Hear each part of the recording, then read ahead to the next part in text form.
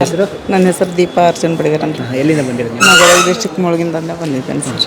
ಹಾಗೆ ಈ ಗುರುಗಳ ಪರಿಚಯ ಹೇಗಾಯ್ತು ನಿಮಗೆ ಮೇಡಮ್? ಗುರುಗಳ ಪರಿಚಯ ಯೂಟ್ಯೂಬ್ನಿಂದ ನೋಡಿದ್ದೀನಿ ಸರ್. ನಾನೀಗ 1.5 ವರ್ಷದಿಂದ 1.5 ವರ್ಷದಿಂದ ನಾನು ನೋಡಿದೆ. ಬರ್ಬೇಕಂದ್ರೆ 1 ವರ್ಷದವರೆಗೂ ಆಗಲೇ ಇಲ್ಲ. ಅದರೊಳಗೆ ಮತ್ತೆ ಡೀಪಾಗಿ ವಿಚಾರ ಮಾಡ್ಕೊತ ಕೂತಾಗ ಕರ್ಮ ಕಳೆದ್ರೆ ಮಾತ್ರ ಇಲ್ಲಿಗೆ ಬರೋಕ್ಕೆ ಸಾಧ್ಯ. ಅಂದ್ರೆ 3 ತಿಂಗಳು ಪ್ರಯತ್ನ ಮಾಡಿ 3ನೇ ತಿಂಗಳು ಬರಕತ್ತೆ. ಈಗ 4 ಸಲ ಬಂದಿದ್ದೇನೆ ಸರ್ ನಾನು. ಹ್ಞೂ ರೀ, ಒಂದು 100 ಕೋಟಿ ಬಿಸ್ನೆಸ್ಸಿಂದ ಒಂದು ಅಟೆಂಡ್ ಮಾಡಿದ್ದೀನಿ. ಮೊದಲೇ ನನಗೆ ಭಾಳ ಒಂಥರ ಇರಲೇಬಾರ್ದು ನಾನು ಅನ್ನುವಂಥ ಮಟ್ಟಕ್ಕೆ ಬಂದಿದ್ದೆ. ಇದು ಸರ್ದು ಅಫರ್ಮೇಷನ್ ಮಾಡ್ತಾ ಈಗ ಮನೇಲಿ ಖುಷಿಯಾಗಿರ್ತಾನೆ, ಇಲ್ಲಾಂದ್ರೆ ಎಲ್ಲರ ಮೇಲೂ ಬೇಜಾರಾಗಿರ್ತಿದ್ದೆ. ಏನು ಕೆಲಸ ಮಾಡೋಕ್ಕೆ ಬೇಜಾರಾಗ್ತಿತ್ತು. ಸಾಲ ಸಿಕ್ಕಾಪಟ್ಟೆ ಆಗೈತೆ, ಅದನ್ನ ಹರಿಯೋದು ಹೆಂಗೆ ಅನ್ನೋ ಚಿಂತೆ ಬಂದಿತ್ತು. ಸತ್ರ ಅರ್ಧ ಸಾಲ ಹರಿಯುತ್ತೆ, ಪೂರ್ತಿನೂ ಹರಿಯಲ್ಲ. ಎಲ್ಲ ಮತ್ತು ಮಕ್ಕಳೂ ನೋಡ್ಕೊಳ್ಳೋರು ಯಾರಿಲ್ಲ, ಹೆಂಗೆ ಮಾಡೋದು ಅಂತ ವಿಚಾರ ಮಾಡಿ ಇಲ್ಲಿ ಸರ್ ಹತ್ರ ಬಂದೆ. ಧೈರ್ಯದಿಂದ ಹೇಳ್ರಿ ನೀವು ಅವರಿಗೆ, ನಾನು ಇವತ್ತಿಲ್ಲ ನಾಳೆ ಕೊಡ್ತೇನೆ ಅಂತ ಹೇಳ್ರಿ, ಈಗ ಇಷ್ಟು ತಗೋರಿ ಇಷ್ಟಿಲ್ಲ ಅಂತ ಹೇಳ್ರಿ ಅಂದ್ಕೊಂತ ಬಂದರು. ಈ ಕಡೆ ಇವ್ರು ಟೈಮ್ ಕೊಡಲ್ಲ ಸಾಲಗಾರರು, ಆ ಕಡೆ ಇನ್ನೊಂದು ಕಡೆ ಟೈಮ್ ಕೊಡೋರ ಹತ್ರ ತೊಗೊಂಡು ಇವ್ರದ್ದು ಕ್ಲಿಯರ್ ಮಾಡ್ಕೊಂಡು ಟೈಮ್ ಸಿಗುತ್ತಲ್ಲ ನನಗೆ 2-3 ವರ್ಷ. ಸರ್ ಹೇಳಿದ್ರು 2-3 ವರ್ಷದ ಮಟ್ಟ ಅಂದ್ರೆ ಸಾಲ ಹರಿಯುತ್ತೆ ನಿಮ್ದು ಅಂತೇಳಿ. ನೀವು ಬಂದ ತಕ್ಷಣ ಏನು ಸಾಲ ಹರಿಯೋದಲ್ಲ ಇಲ್ಲಿ, ನೀವು ಅಫರ್ಮೇಷನ್ ಮಾಡಬೇಕು.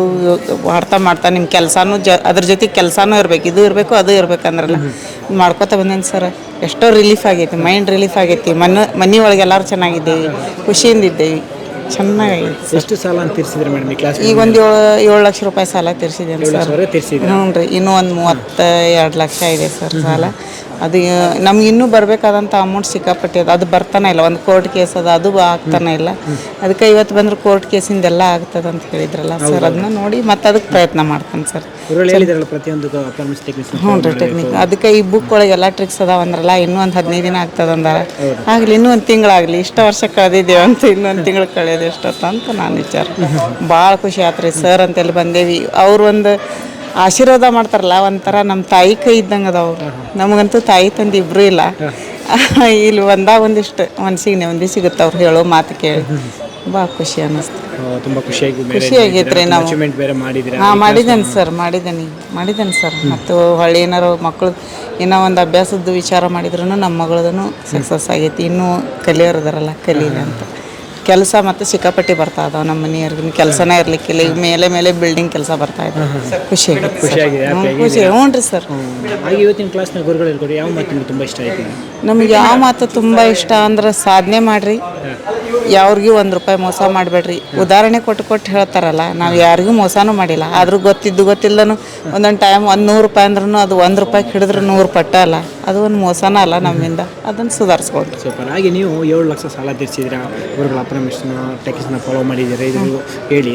ಇನ್ನು ಕೆಲವರಿಗೆ ಏನಾಗ್ತಿದೆ ಅಂದರೆ, ಈ ಕ್ಲಾಸ್ಗೆ ಹೋಗೋದೆಲ್ಲ ವೇಸ್ಟ್ ಅಂತಾರೆ ಕೆಲವರು. ಇನ್ನು ಕೆಲವರು ಅಂತಾರೆ ಅಪ್ರಮೇಶನ್ ಸುಳ್ಳು, ವರ್ಕೌಟ್ ಆಗಲ್ಲ ಅಂತ. ಯಾಕಾಗಲ್ಲ ಅವರಿಗೆ ನೀವೇನು ಹೇಳಕ್ಕೆ ಬಯಸ್ತೀರಾ? ಅವರು ಒಮ್ಮೆ ಅಫರ್ಮೇಷನ್ ಕುಂತು ಎಲ್ಲ ಚಿಂತೆ ಬಿಟ್ಟು ಇವ್ರ ಬಗ್ಗೆ ಅಷ್ಟೇ ವಿಚಾರ ಮಾಡಿ ತಮ್ಮ ಬಗ್ಗೆ ವಿಚಾರ ಮಾಡಲಿ ಫಸ್ಟ್. ಆನಂತರ ಗುರುಗಳ ಮಾತು ಕೇಳಿ ಮಾಡಿದ್ರಂದ್ರೆ ಅವರೇ ಹೇಳ್ತಾರೆ ವಾಪಸ್ ನಾ ಹೇಳಿದ ತಪ್ಪಾಯ್ತು ಅಂತ ಹೇಳಿ. ಆ ಥರ ಇದೆ ಇದು.